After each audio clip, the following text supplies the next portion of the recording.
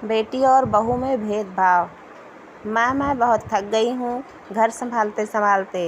यहाँ मेरी थकान किसी को नज़र नहीं आती।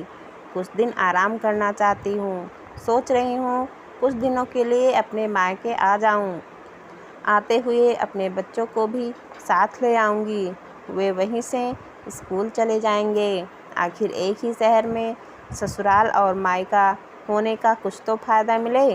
नम्रता ने फ़ोन पर अपनी माँ से कहा। पार्वती जी ने दूसरी तरफ से कहा, हाँ बेटा, जब तेरी इच्छा हो आ जाना। आखिर ये तेरा भी तो घर है।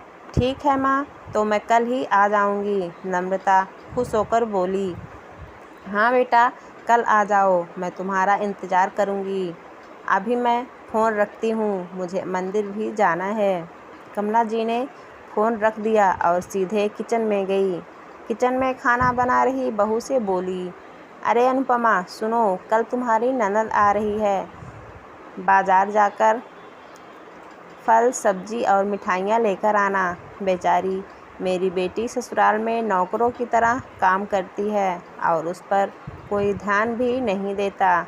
यहाँ आएगी, कुछ दिन रहेगी तो उसका मन और तबीयत अच्छे रहेंगे। सास के मुंह से ऐसी बातें सुनकर अनुपमा का चेहरा उतर गया। वह मन ही मन सोचने लगी, काश आपको मेरी भी थकावट नज़र आती। मैं भी दिन रात झाड़ू पोछा, बर्तन, खाना बनाना, मार्केट जाना और हर वह काम करती हूँ जिससे हमारे परिवार वालों को कोई दिक्कत ना हो।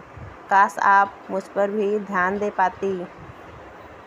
आपकी बेटी तो जब मन में आता है वह तब आ जाती है, लेकिन मैं साल में एक ही बार अपनी माँ के पास जाती हूँ, तब भी आपको प्रॉब्लम होती है।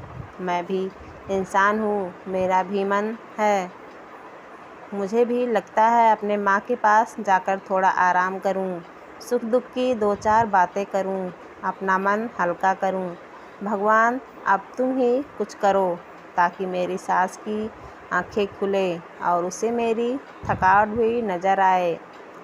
शाम तक भगवान ने जैसे अनुपमा की सुन ली और उसकी ननद का फ़ोन आया। ननद ने अपनी माँ से कहा कि उसकी सास ने उसे मायके आने के लिए मना कर दिया है, इसलिए इस बार वो नहीं आ सकती। पार्वती जी बोली, ऐसे कैसे मना कर दिया?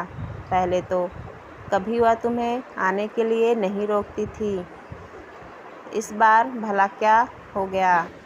लाओ मेरी बात कराओ उनसे, मैं समझाती हूँ।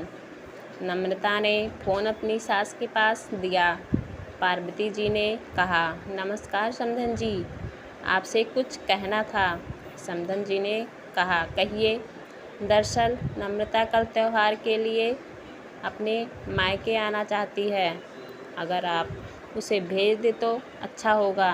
नम्रता की सास ने कहा, देखिए समधन जी, आपकी बेटी मायके जाकर रहे, इस बात के लिए हमने उसे कभी नहीं रोका और इस बात से हमें कोई प्रॉब्लम नहीं है।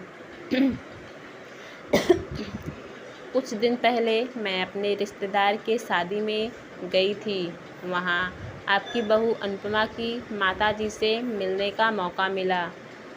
उनसे गपशप के दौरान उनकी बातों से पता चला कि अनुपमा को साल में एक ही बार अपने मायके जाने को मिलता है और वह भी कुछ समय के लिए।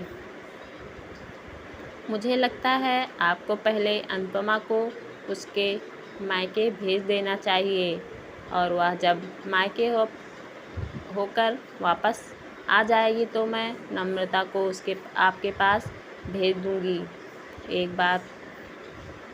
एक बहुत ज़रूरी बात जो मुझे लगता है आपको समझ लेनी चाहिए कि आपको अपनी बहू को भी बेटी की तरह या बेटी से भी ज़्यादा प्यार देना चाहिए। उसे भी मायके जाने की इच्छा होती होगी। हो सकता है नम्रता के वहाँ आने से उसकी आवभगत करने के लिए आप उसे उसके मायके नहीं भेजती होंगी, या फिर यह आपसे कुछ कहने से भी अभी डरती हो। अगर आप उसको घर में ही कैद करके रखोगी तो एक दिन ऐसा आएगा जब वह आपके खिलाफ़ बोलने लगेगी। फिर वह आपकी सुनेगी भी नहीं और जब चाहे तब अपने मायके जाएगी। ऐसी परिस्थिति आए, इससे अच्छा है कि आप ही कुछ बदलाव अमल में ले आएं, जिससे आपका रिश्ता और रिश्ते की मिठास खराब ना हो। पार्वती को अपने समधन के हर एक शब्द में सच्चाई नज़र आई। उन्हें महसूस हुआ कि उन्होंने अपने बेटी से के प्यार में अंधे होकर कभी भी अपनी बहू के मन का विचार नहीं किया। उन्होंने हमेशा ही अपनी बेटी को अपने बहू से ऊपर रखा। दूसरी तरफ नम्रता भी अपनी भाभी के बारे में हो रही इस बातचीत को सुन रही थी। उसने भी रियलाइज़ किया कि वह कभी भी अपनी भाभी के साथ ठीक से बात नहीं करती और जब जब वह अपने मायके जाती है तो भाभी थोड़ी उदास रहती है। पार्वती जी ने अपनी बहू को बुलाया और उससे कहा कि अनुपमा कुछ दिनों के लिए नहीं आने वाली है, इसलिए पहले तुम अपने मायके होकर आ जाओ। यह सुनते ही अनुपमा का चेहरा खिल गया, क्योंकि वह पहली बार था जब उसकी सास ने सामने से उसे उसके मायके जाने के लिए कहा था। अगले दिन अनुपमा अपने मायके गई और इस बार वो 2 दिन नहीं, पूरे हफ्ते भर रहकर आई। अपने माँ बाप से, अपने रिश्तेदारों से मिलकर आई और जब वह लौटकर आई तो उसका चेहरा खिला हुआ था, उसकी आंखें चमक रही थी। अनुपमा के आने के बाद नम्रता भी अपने मायके आ गई और इस बार वो खुद सामने से अपनी भाभी से खुशी खुशी मिली और अच्छे से बात की। नम्रता ने अपनी माँ से बात करके उन्हें भी अच्छे से समझने में मदद की। वह कहीं ना कहीं अनुपमा के साथ गलत व्यवहार कर रहे थे। दूसरी तरफ अनुपमा अपने ससुराल वालों के बदले रवैये से बहुत खुश थी। वह अब खुशी खुशी सबका ध्यान रखती और हर काम प्यार से करती। वह ध्यान रखती कि कोई भी ऐसी बात या काम ना करे जिससे घर में तनाव का माहौल पैदा हो। पार्वती जी अपनी बहू को खुद ही समय समय पर मायके भेज दिया करती हैं। एक छोटे से बदलाव से सास बहू, ननद भाभी के बीच की कड़वाहट को दूर किया जा सकता है। रिश्तों को और भी ज़्यादा मिठास और मजबूत किया जा सकता है।